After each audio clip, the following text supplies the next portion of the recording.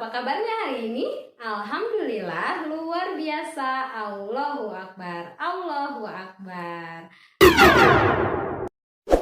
Hari ini kita akan belajar tema 1 subtema 2, pembelajaran 2 tentang pertumbuhan dan perkembangan makhluk hidup dan makna simbol kedua Pancasila dan perilaku yang sesuai dengan sila kedua Pancasila.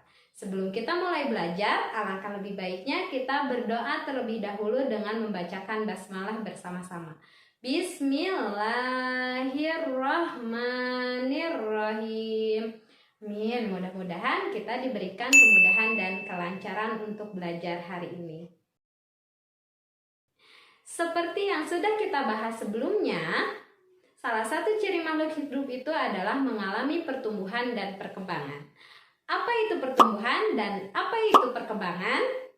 Pertumbuhan ditandai dengan bertambahnya ukuran tubuh. Sebagai contoh, bertambahnya berat badan, bertambahnya tinggi badan, dari kurus menjadi gemuk, dari kecil menjadi besar, dari pendek menjadi tinggi. Itu termasuk ke dalam pertumbuhan. Proses pertumbuhan bisa diamati secara langsung oleh mata kita sendiri.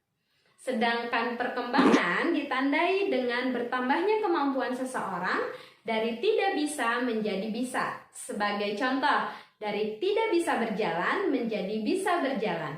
Dari yang hanya bisa duduk saja menjadi bisa merangkak. Itu termasuk ke dalam perkembangan.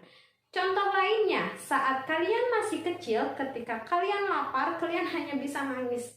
Seiring berjalannya waktu, kalian bisa berbicara. Ketika kalian lapar, kalian bilang ke mama kalian, "Mah, aku lapar." Nah, itu termasuk salah satu contoh perkembangan. Oke, sampai sini. Bisa nggak bedain antara pertumbuhan dan perkembangan? Oke, kita tes ya. Silahkan kalian sediakan buku tulis dan alat tulisnya. Ibu akan memberikan beberapa pernyataan. Kalian tulis di buku tulis termasuk ke dalam pertumbuhan atau perkembangan. Kita mulai ya, pernyataan yang pertama. Rehan dari kecil sampai saat ini berat badannya bertambah dan tinggi badannya pun bertambah. Itu termasuk ke dalam pertumbuhan atau perkembangan. Oke, sudah. Pernyataan yang kedua. Pernyataan yang kedua, dengarkan baik-baik ya. Anak burung saat menetas hanya bisa mendapatkan makanan dari ibunya saja. Seiring berjalannya waktu, dia mampu terbang dan mencari makanannya sendiri. Nah, pernyataan kedua ini termasuk ke dalam pertumbuhan atau perkembangan. Sudah? Nah, pernyataan yang terakhir. Bulu anak ayam bertambah banyak dan tebal. Itu termasuk ke dalam pertumbuhan atau perkembangan. Sudah selesai? Oke, nanti Ibu akan periksa hasil tugasnya di terakhir pembelajaran. Sekarang kita akan membahas materi yang kedua tentang makna sila kedua Pancasila dan perilaku yang sesuai dengan sila kedua Pancasila. Salah satu makhluk hidup adalah manusia. Sila kedua Pancasila berbunyi kemanusiaan yang adil dan beradab. Nah, lambangnya adalah mata rantai. Mata rantai melambangkan manusia. Di dalam mata rantai terdapat bentuk lingkaran dan bentuk persegi. Bentuk lingkaran itu melambangkan perempuan dan bentuk persegi itu melambangkan laki-laki. Kita sebagai manusia terdiri dari laki-laki dan perempuan. Nah, perilaku yang sesuai dengan sila kedua Pancasila itu terdiri dari, apa saja? Berdasarkan bunyinya, kemanusiaan yang adil dan beradab. Perilaku yang sesuai dengan sila kedua Pancasila itu berkaitan dengan kemanusiaan. Salah satunya, 1. Menolong teman yang sedang kesulitan. 2. Saling berbagi sesama manusia.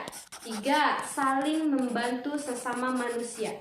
Itu termasuk salah satu contoh perilaku yang sesuai dengan sila kedua Pancasila. Jadi, pada intinya, perilaku yang sesuai dengan sila kedua Pancasila itu berkaitan dengan kemanusiaan. Ibu yakin kalian sudah menerapkan perilaku yang sesuai dengan sila kedua Pancasila itu dalam kehidupan kalian sehari-hari. Contohnya, siapa yang pernah meminjamkan pensilnya kepada teman yang tidak membawa pensil? Cung! Nah, Itu termasuk salah satu perilaku yang sudah kalian terapkan dari sila kedua Pancasila. Nah, Ibu harapkan kalian bisa jauh lebih menerapkan perilaku tersebut ke dalam kehidupan kalian sehari-hari. Sampai sini, ada yang mau ditanyakan?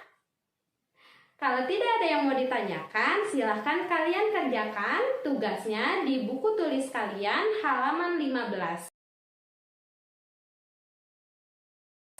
Nah, untuk pembelajaran hari ini kita akhiri sampai di sini. Ibu tutup dengan membacakan hamdalah bersama-sama. Alhamdulillahirabbil alamin.